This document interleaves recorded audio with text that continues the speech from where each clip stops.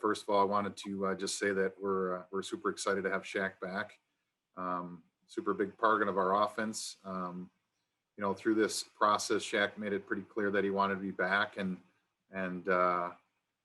so we just kind of reiterated back to him the same message that we wanted him to be back. And look, he's a big part of what we're doing now and what we're hoping to do in the future, and super excited to get him back, and we're able to work it through with him and get him back. So wanted to just take some time to open the floor for some questions, and feel free to ask what you want. What was this process like re-signing, given the fact that there wasn't a season last year? Was there apprehension? Maybe you can just take us through your thought process. It was tough, just not having a season and not having something definitive to look forward to. But at the end of the day, I had faith that even 2020 is gone, but I feel like 2021 is going to happen, because I feel like it's an important league and people love it, and especially the fans. So I always felt like we would have a 2021 season, and and the 2 years I spent in Sask, my heart is there, and also I was never really swayed by anything. I always was hoping and desiring to be back in Saskatchewan. So it was tough, but at the end of the day, it was I just always had faith that I would be back with the team. I know that a few weeks ago, or when we last spoke with Jo, he mentioned that they wouldn't be able to, the Riders aren't able to spend the salary cap amount. Did you have to take a pay cut? What were conversations like that like? No, he was, Jeremy called me, and it was pretty open and transparent with me about, everything that's going on, and the fact that, this financial situation is going to be different this year than it was last year or previous year. So he explained to me the pay cut situation, how like a lot of people in the organization, including himself and other coaches, have taken, pay cuts, and, had other players have taken pay cuts. And I talked to other players before I even talked to Jo, and they were telling me a situation. And, just as being just a human being, you understand, and you understand that things are going to be different. So, people are taking pay cuts for now, just like the whole COVID situation, you're sacrificing now for a better tomorrow. So that's how you got to look at it. So it's definitely fair for everybody. I mean, sometimes I feel like as an athlete, you're working hard for the next paycheck. And your last season, you just had an incredible year. So Yeah. How challenging has that been for you to put that kind of performance out on the field and now have to take a pay cut? Yeah, it's tough because exactly you said, like that's at the end of the day, it's a profession, it's your job, and you try to excel at it so you can continue to do it and continue to, make more and more money each and every year. So it was definitely tough to not, reap the benefits of my previous season in 2020. But everything happens for a reason, you just gotta just keep a positive mindset and try to just look at the positive everything. Luckily I stayed, healthy for the most part during this process. And I'm just, at the end of the day, I'm blessed to, still have a contract and still be playing this game, because there's, thousands of people that wish they were in my position or people's position in the league, like having a job playing football. So at the end of the day, just like I said, just look at it with a positive mindset, and everything will work out. Thank you. And I'm a jerk. Merry Christmas to everybody, okay? Yeah, Merry Christmas.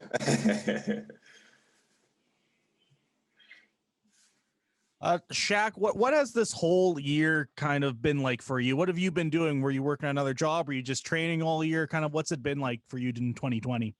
Yeah, man, it's been a long year. I haven't worked any job, but it's been tough. All I've been doing really is training, and I've taken some time off the last month because I was going pretty hard for pretty much the whole off season. But it's definitely been tough because you didn't, it's hard to work out when you don't, know what you're working out for. So it's hard to keep that motivation. So this off season have definitely been challenging. Just trying to pass the time during the day. I've been reading more and just trying to find different things to do to, stimulate my mind because, football is, my passion, but unfortunately that was taken away this year. So at the end of the day, like I said before, just try to keep a positive mindset each and every day because being quarantined and stuff, you just have a lot of time to think and you don't want to fill your head with, negative thoughts. You just want to continue to just put, positive things in there. As a pro athlete, what do you expect this year off to kind of do to your body and everything? Because like you say, you didn't have that thing to kind of work for. Is it maybe a blessing that you don't have to deal with the injuries and everything, or is it going to be harder to get back into that game shape when you eventually do have to ramp it up? Yeah, definitely. That's something you think about every day. Definitely. When it comes to the conditioning part, it's definitely going to be tough, taking a year off and then trying to get back into football because, football is a game where you need a lot of rhythm and your body needs to, acclimate to it. So, because I remember sitting out 2017 and then coming in 2018 with the Riders, I kept getting like little muscle injuries and stuff like that because my body was still reacclimating. So hopefully that's not the case this year because, you'll be able to, that's going to happen so you can prepare your body. And so that's the hard part with that. But in terms of this, and like I said, with a positive mindset, you look at it as like I look at it as like I didn't take any hits this year. I didn't, get my mouthpiece knocked out or get a concussion or, or any kind of injury. So you look at it like that, like maybe it added a year to your career, because you didn't have to take those hits and have those injuries that you normally would, during the course of a football season. And we know you and Cody Fajardo developed quite a lot of chemistry in 2019 there, connecting a lot of big plays. Were you able to get out and work out with him at all this off season, or are you kind of have to just texting each other and hoping that the chemistry is just there again in 2021? Yeah, man, we haven't had a chance to work out because, like I said, we didn't really know what was going to happen. So we were trying to get everybody together, but once we heard the season wasn't going to happen, kind of put that on the back burner. But we have been texting, a few times every couple of weeks. We reconnect in some way, just seeing how each other's doing.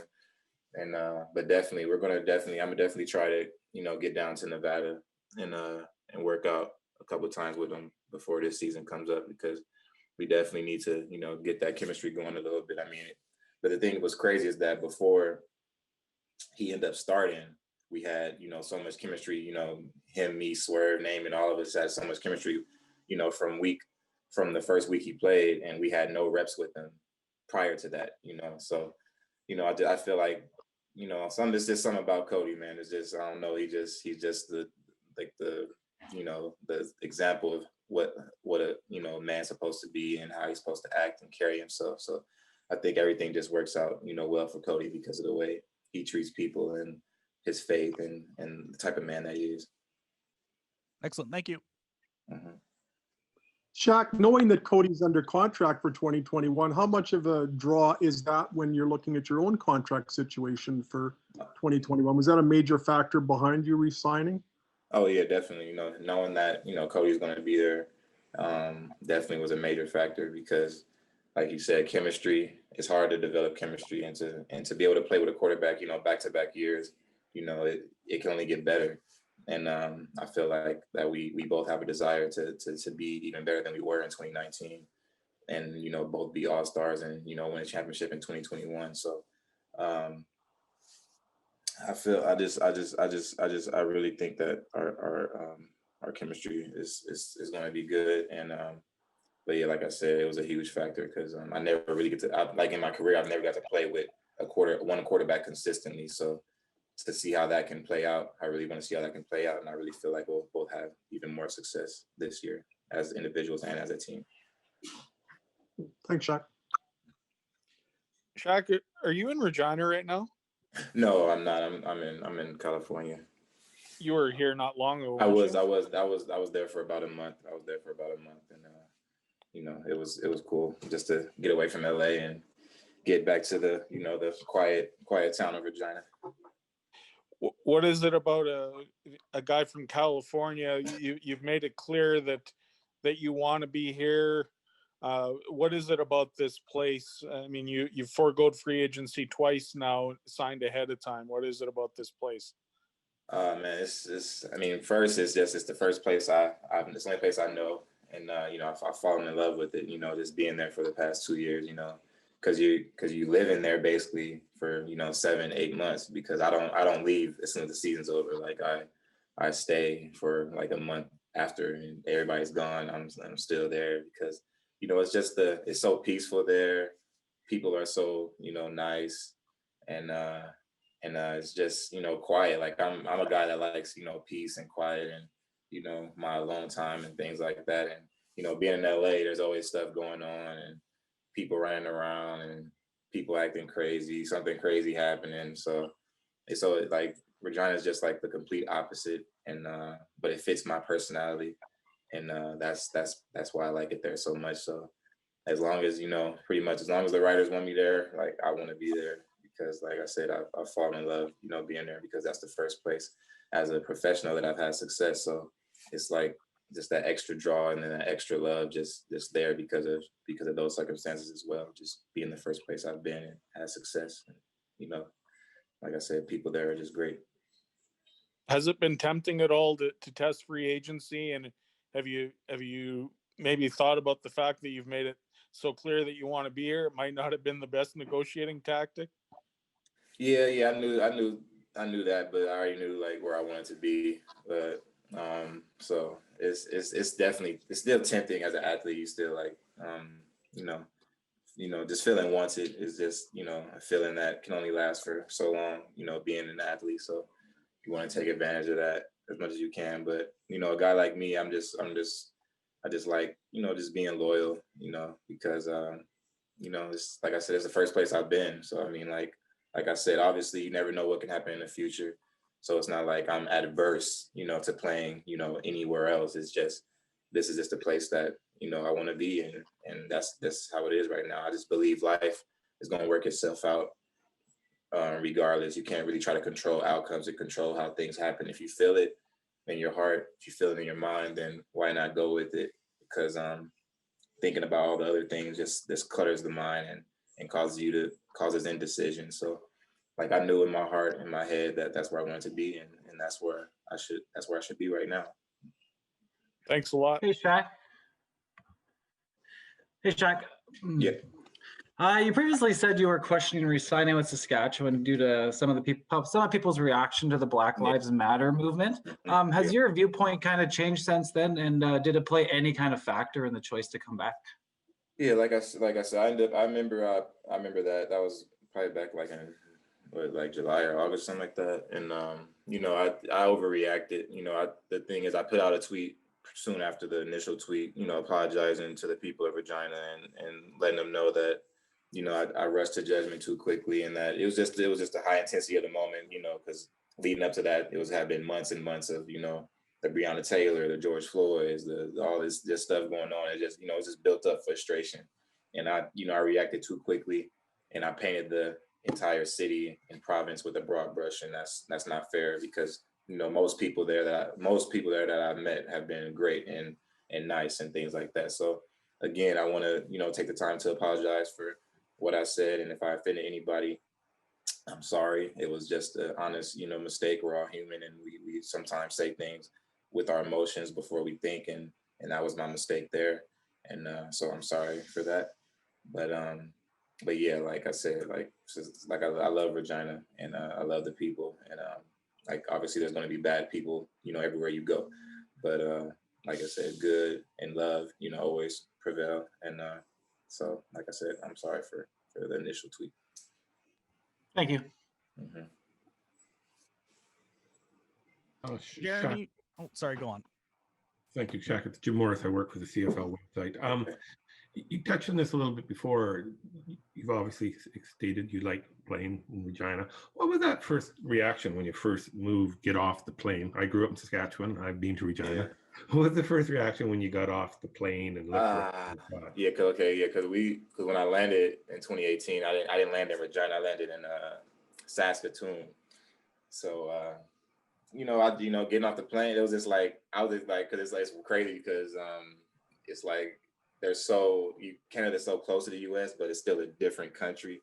So it's like I was expecting the sky to be different or something like that. Like it was just weird. So just to, when I got off the plane, I was just looking like, damn, there's like nothing here. Like it was just like, so much grassland and farmland and things like that. And it was just like, this might be, this is going to be interesting. It's going to be interesting. And, so I embraced it, pretty much from the jump, because I was just like, I'm blessed to just be in a different country. Like I never thought I would be in Canada, and I had never heard of Saskatchewan prior to even being there. So that was definitely what made it interesting too, like being somewhere I hadn't even known existed, 3 months prior to coming there.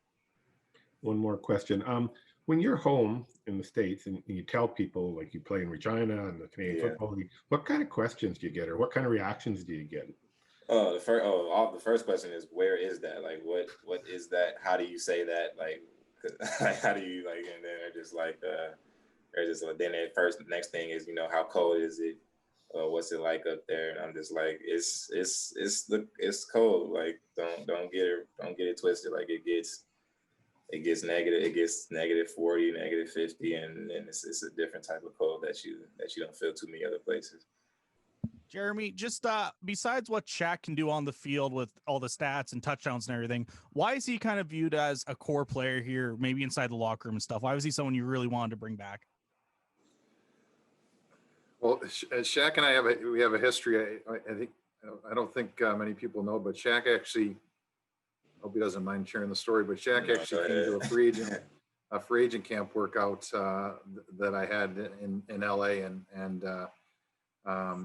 showed up there, and we probably had Shaq. There's probably 100 people that were at the workout. There was quite a few people there, and I had been talking to Shaq for some time, and somehow convinced him to come to the workout, and so he agreed to come to the workout. And it was hot that day, if you remember, Shaq. It was. And it was a long day of registration, and really just was hoping that Shaq was going to stick around and not call it a day. But the field that we had our free agent camp on was less than desired, I would say. Since then they've actually replaced it with field turf, but the grass that it was on was a little bit long. So I don't think Shaq had been on a field like that probably since high school. So. But he came out and worked out really from that moment, to be honest with you, just kind of showing his character of sticking around and not only sticking around, going through the one-on-ones, and then I convinced him to run a 40 for us, and really I think it was at that point where I asked him, I said, what's your purpose of being here? And he said, I just love playing football. I want another opportunity. And so that's really how he was introduced to Saskatchewan, was at a free agent camp that we were working at. Needless to say, he did pretty darn good at the free agent camp. And it really just kind of carried on from them. When Shaq got here, he also came to mini camp. A lot of people don't know he came to mini camp, and they probably don't know that. I think it was in Pat and Go Shaq. I think it was routes on air that he actually tweaked his hamstring. And so he was injured in minicamp and didn't even have a chance to go through minicamp. And at that point, when you have a guy that's tweaked in minicamp and you only have so many roster spots, you're considering, do you still bring the guy? Will he be healthy enough in time? And so I remember the conversations that we had, and we decided we wanted to bring him because we thought that he was a talented player. But if you remember in your first training camp, Shaq, they moved you all over the place, and I don't know how you got through that camp, because you were going from receiver to slot, and you were motioning, and you were you had a shoulder during that training camp, and just fought through every injury that he had in that camp, and you knew, you could tell that he was out there for a purpose, and that it meant a lot to him. Obviously worked his butt off in that camp and won the staff over from his work ethic. When you're talking about a guy that went to a major school and was drafted in the NFL, and he's out there, busting his hump is to his fullest, fighting through injuries, and that kind of set the tone for him. And the first year, he's getting acclimated to the CFL, and I won't call anyone out on the call, but he had a couple drops in some of the games, and I remember we talked to him and said, you'll get through it. Just keep working. And he fought through it, and now he's established himself as one of the the top receivers in our league. So when you have a guy like that that's kind of gone through some injuries and some challenges in his football career, and then has success, it brings everyone in the room closer, and also they pull for each other, right? So he's a good fit for us. The crew that he works with in the receiving room, they're a good crew. They get along really well together. Seems to me like they're unselfish. That they know at any day, they can all have big games. There's only one football to get around. And the thing that I like about the group is the most is how excited they get for each other, and that's not common, right? So most of the time you want to seek success personally, and it's hard for you to be able to cheer on your teammates if you're, especially in a position where there's only one football, right? But they understand it, and they work together, and they're truly excited when they do well for each other. So it's a good environment, and he's obviously a big part of it. Jeremy, when you're signing free agents or trying to sign free agents, how much does it help to have a quarterback such as Cody under contract for 2021, as far as it being a drawing card, especially when you're talking about a receiver such as Shaq? Yeah, it certainly helps. I think, look, it has to be a relationship. It's a pretty important relationship that the receivers and the quarterback not only play well together, but they feel good about each other as people, and they're good teammates to each other, right? So that carries over into our quarterback room and pretty much our whole team, and really is what we're trying to build as an organization is really just everyone pulling for each other and trying to put your team above self. So so it definitely helps. The players they want to play with Cody, and Cody is obviously likes our receivers. The feeling's mutual between both of them. So I'm sure that helps the situation. Certainly me, if I was a receiver, it'd be important that the quarterback that's in place and you feel good about the quarterback. So it definitely helps. It was one of the factors, I think, with Shaq. Was definitely important for him. Just the right fit with Cody as our quarterback, and then our organization, and the fact that he enjoys Regina and likes the people of Saskatchewan, and I can't say enough about our fan base, because our players, they want to play in front of our fan base, right? So all those factors were probably included. Early in your time with the Roughriders, there was a lot of instability with quarterback in the organization. Having endured some of those years, how much does it make you appreciate what you have now, obviously in a different capacity? Certainly from personal, on a personal level, I early in my career in Saskatchewan, we were the quarterback was kind of fluid moving forward, and then eventually got solidified with Darian for the remainder of my contract. And it's comforting to know that you have the guy in place, and you're not rotating through quarterbacks, or you don't have that question mark coming into the season of who the quarterback is, and just provides a little more stability for the team, and then also the core group around them. Is there anything? I mean, it hasn't been that long since we last met with you. Has there been any progress toward getting Cody locked up beyond 2021? We're still having conversations with Cody regarding his contract. I know there was reports that he restructured his contract, and we haven't finalized any contract with Cody yet. But we're continuing to discuss it with him, and we're working towards hopefully having something soon. What's your read on how interested he might be in the NFL? He mentioned when he chatted with us a while back that he preferred 2 years as opposed to 4. If you look around the NFL, Chris Streveler might be starting this weekend. It's a pretty fertile ground or might be a fertile ground for a quarterback looking to move. How do you assess the NFL as a possible option for him? I guess that's going to be That's probably going to be ironed out with our conversations.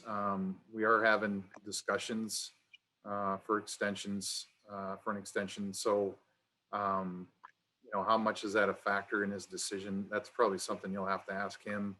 And then, if we are able to work through an extension, then I guess that question will be answered. Thanks, Jeremy. Yep. Jeremy, just a couple, get your thoughts on a couple of signings that have been announced by you. Sammy Coates was a name that a lot of people might recognize just from his time in the NFL and stuff. Why'd you feel you want to bring him into the receiver group that seemed very deep last year and also deep again this year? Yeah, well, really my job as the GM is to constantly try to bring in talented football players and give us the ability to compete at a high level for a long period of time. So we'll always do that. We'll always bring in competition in every position. Obviously, this is the time of the year where we're working our negotiation list and signing some of our players off our negotiation list. But really just the more talent that you can add to your team, the better it is, right? So, different things can happen at different points of the year. Training camp injuries can happen, and you really want to have as many talented football players as possible. And obviously, he was a talented player throughout his college career. Was drafted pretty high by Pittsburgh and had some success there, and wants to keep playing football. If you look at his story, it's really not much different than Shaq. Shaq was I believe, a 4th round pick, and Sammy was a 3rd round pick. And at some point, these guys, they just want to play the game that they fell in love with and continue to play it and hopefully have some success doing it. So, and then there's players just like Shaq that come to Canada and say, what, I really like what it has to offer. So really nothing more than adding a talented football player that hopefully can come and compete to help our team get better. And I don't know if you can share this one. I'm going to ask anyway. You signed Freddie Bishop today. The defensive end position seems to be getting deeper and deeper, but there's still no Charleston Hughes extension. Are contracts still ongoing with him, or is he maybe a veteran who just with everything might have to take a larger pay cut, or extensions have even fallen apart there? No, we're still having conversations. I wouldn't read into the recent signings too much. We're still having discussions with Charleston. We've extended a contract offer to him, and we're working through those right now. Okay, thank you.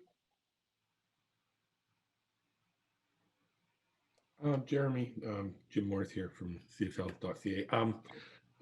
What does it mean when you hear a player talk about how he wants to play in a city? I mean, what does that mean to general manager and just to the team itself to know the guy wants to be there? Well, I think for myself and our organization, it brings a sense of pride to your organization, and to the team you're with. Like, that's always what you want to hear. And so to say that it isn't something that makes you proud would be, I wouldn't be telling you the truth if I didn't say that. So initially it just makes you feel proud that the player that's been very successful in our league and plays at a high level wants to stay with our organization. And it's not just for, it's not just from one purpose. It's not just because, the contract, but it's for multiple reasons. So it's always nice to hear. It's what we're trying to build in Saskatchewan. We want players that want to be here, that want to play for the Roughriders, that understand our organization and get what we're trying to build and understand our culture, which is team first. So it's nice to hear that, Jim. What about again, with Claire had asked this question a little earlier. Basically, it sounds like Shaq took a pay cut. How hard is that for a person to go to a player that had a really good year last year, has said all the right things about wanting to stay, and then you have to say, oh, by the way, we have to pay you less this year than we did before?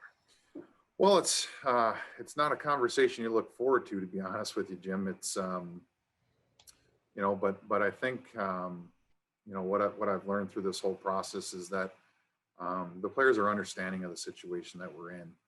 They know that our organization is facing some challenges, and they know that everyone's being impacted by it. So it's not exactly the conversation that you want to have with them, but you also have to have it with them, and you have to explain the reasoning behind it, and hopefully they understand it. And our guys have all understood the challenges that we're dealing with, and look, I don't know if any of them are surprised when we have the conversation. I think they're all aware of the situation that we're in, and it speaks a lot about the character of our players when they're willing to work with us to help us as a team, but also as an organization. Thank you, Jeremy.